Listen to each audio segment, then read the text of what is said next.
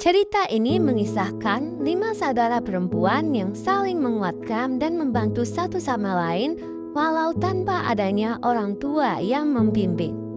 Di dunia fantasi, ada sebuah keluarga kerajaan yang memiliki 5 anak perempuan berparas cantik dan manis.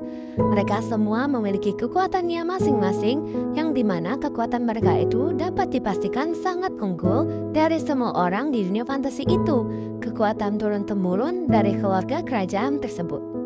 Tetapi, jika mereka belum menyentuh umur 25 tahun, maka kekuatan mereka belum bisa dipakai atau digunakan.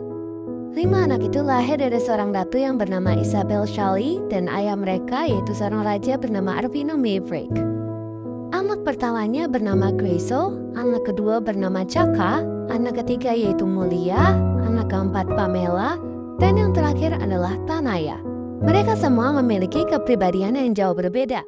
Di suatu pagi, jam menunjukkan angka 6. Mulia dibangunkan dari tidurnya oleh silau cahaya matahari yang masuk ke dalam kamarnya. Segera dia pun duduk di pinggir kasurnya beberapa saat.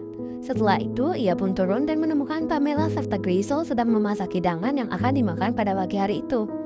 Aroma makanan yang sedang mereka masak sangatlah semerbak, memenuhi satu ruangan.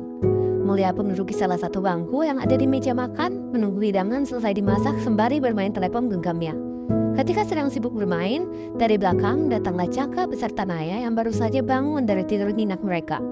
Mereka duduk bersebelah-sebelahan dengan Mulia. Melihat hal itu, Mulia pun meletakkan telepon genggamnya ke meja dan mulai berbincang-bincang dengan kakak dan adiknya itu. Beberapa menit kemudian, Pamela dan Grayso datang dengan hidangan yang mereka sudah siapkan. Menaruh dan menata hidangan-hidangan itu satu persatu ke meja panjang di ruang makan yang besar itu.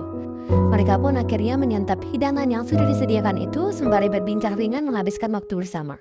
Usai itu, mereka pun bersiap pergi dari istana dengan berbagai alasan kegiatan dan keperluan yang akan mereka lakukan di luar. Pagi itu, Pamela bersiap pergi ke universitas bersama temannya. Setelah berpamitan dengan Bibi Ayu, ia keluar dan mendapati Angkasa sudah menunggu di depan rumah. Mereka segera berangkat dan dalam perjalanan, Angkasa menanyakan kabar Pamela dan saudara-saudaranya pasca kecelakaan. Yang dijawab Pamela bahwa semuanya baik-baik saja. Pamela pun balik menanyakan kabar Angkasa yang dijawab singkat. Setelah percakapan ringan, mereka tiba di universitas dan masuk bersama tanpa menghiraukan perhatian orang-orang di sekitar. Di sisi lain, ada Chaka yang masih sibuk mengurus dokumen-dokumen yang harus disiapkannya untuk melanjutkan kuliah. Berbeda dengan Grayso dan Naya yang sudah berada di sekolah dan di universitas masing-masing sedari tadi dan mengikuti pembelajaran. Mulia pergi ke kafe untuk melanjutkan skripsiannya sebelum pergi untuk kelas siang nanti. Ketika ia sudah berada di kafe, Mulia pun segera mencari tempat duduk untuk mengerjakan tugasnya itu. Ia memesan makanan dan minuman untuk dia cemil sembari mengerjakan tugasnya. Waktu pun berlalu begitu cepat. Tak terasa hari sudah petang. Di istana, Naya sudah pulang dan sudah berada di dapur. Sore itu, ia benar-benar merasa lelah dan sangat lapar. Oleh sebab itu, ia pun memasak makanan untuk dirinya sendiri. Saat sedang memasak, Naya mendapat panggilan dari Chaka. Setelah beberapa menit, panggilan itu berakhir. Niat awal yang ingin membuat makanannya sendiri pun diurungkan oleh Naya. Dia segera memasak beberapa makanan lainnya untuk dimakan bersama malam itu. Grayso, Chaka, Mulia, dan Pamela pun tiba di istana hampir bersamaan. Menaruh semua barang-barang bawaan mereka di kamar masing-masing dan langsung menuju ke dapur untuk makan malam. Mereka pun duduk di bangku meja makan yang panjang itu, bercakap-cakap sembari menunggu makanan dihidangkan di meja makan. Naya datang dengan semua makanan-makanan yang telah ia buat.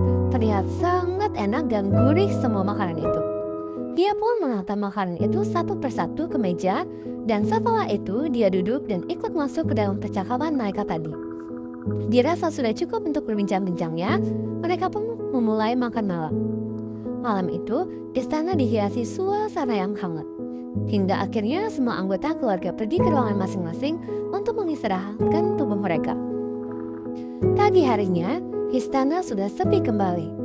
Semua sedang berada di tempat yang berbeda-beda dan melakukan kegiatannya masing-masing.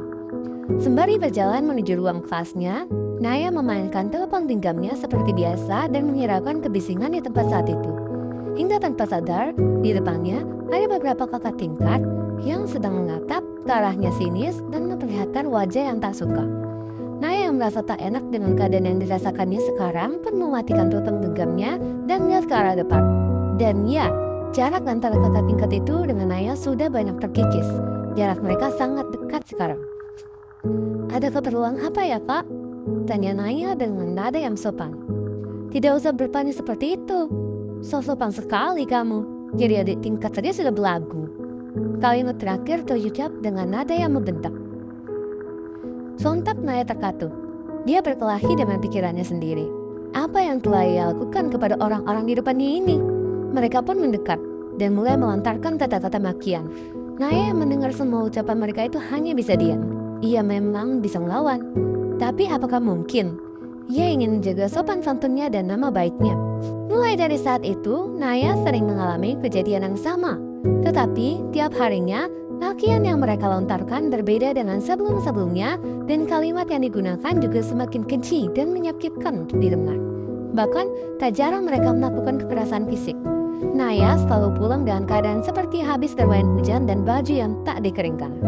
Orang-orang di istana awalnya hanya mengira-ngira hal itu karena berpikir bahwa Naya hanya ingin bersenang-senang bermain air hujan. Begitu pula dengan saudara-saudara Naya. Sampai di mana saat Naya pulang dengan keadaan yang berantakan itu, Grazel yang sedang duduk di ruang keluarga pun merasa sedikit kesal. "Naya, kenapa kamu selalu pulang dengan baju yang lembab dan bernoda? Bukankah setiap kamu pergi ke sekolah, bajumu selalu kering dan tidak ada noda? Dan lebam serta luka kecil di wajah dan tubuhmu itu selalu ada saat kamu pulang dari sekolah. Apa yang sebenarnya terjadi di sekolah pintar itu? Dari mana semua hal ini muncul, Naya?" Grazel berkata dengan nada yang tegas, serta wajah yang terlihat memendam emosi. Seketika pula, Naya menjadi gugup. Ia tak tahu apa jawaban yang harus diberikan kepada kakak di depannya ini. Namun dikarenakan emosi yang meledak-ledak, Grazel pun langsung pergi dari tempat ia berdiri dan membanting pintu kamarnya dengan sangat keras. Naya tersentak dan beberapa saat kemudian Naya menangis dalam diam. Ia bingung harus memulai dari mana, sedangkan dia saja masih belum bisa berdamai dengan keadaan. Menyudahi acara nangis-menangisnya itu, ia langsung pergi dan mengunci dirinya di kamar hingga hari berikutnya. Istana sudah sepi, semua sedang memulai aktivitas masing-masing kembali. Naya yang memang masih mempunyai niat untuk sekolah hari itu pun bersiap-siap dan memesan taksi. Sesampainya di sana, Naya segera pergi ke kelasnya. Ketika masuk, Naya sudah dikejutkan dengan tumpahnya air ke kepala dan sekujur tubuhnya. Seketika pula, semua orang yang berada di kelas itu menertawakan dia. Ia merasakan itu, rasa malu dan sakit. Ia menahan air matanya agar tidak menangis di depan banyak orang. Mata-mata yang dikirimkan ke sekolah untuk melihat keadaan Naya pun melihat semua kejadian yang terjadi di kelas keponakan nyonyanya itu. Mata-mata itu segera memberitahukan apa yang telah terjadi kepada nyonya, dan betapa marahnya nyonya ketika mendengar hal itu. Sorenya, setelah pulang dengan keadaan lembab lagi, Naya melihat saudara-saudaranya sudah berkumpul tepat di depannya. "Kenapa, Kak?" melihat kakaknya satu-satu dengan takut sambil bertanya. "Jadi selama ini, kamu telah dirundung oleh teman-teman sekelasmu," kata Caka. "Kenapa tidak bicara kepada kita? Kamu takut kita tidak mendengarkan ceritamu atau bagaimana, Naya?" ucap Pamela. "Gian, keluarlah." Grazel meminta mata-mata itu untuk menambahkan diri. Setelah itu pula, "Kita sudah tahu semua yang terjadi padamu lewat lelaki ini. Mata-mata yang dipekerjakan bibi kita untuk mengawasimu," kata Molia sembari menunjukkan ke arah lelaki itu. Naya terkejut. Dia tidak menduga hal ini akan terjadi. Dia masih takut. "Kak, aku sudah tidak sanggup dirundung lagi." "Tidak ada kata menyerah sebelum bebas. Jangan takut. Sebentar lagi, Bibi Leodra akan mempublikasikan identitas kita semua," ucap Caka dengan tegas.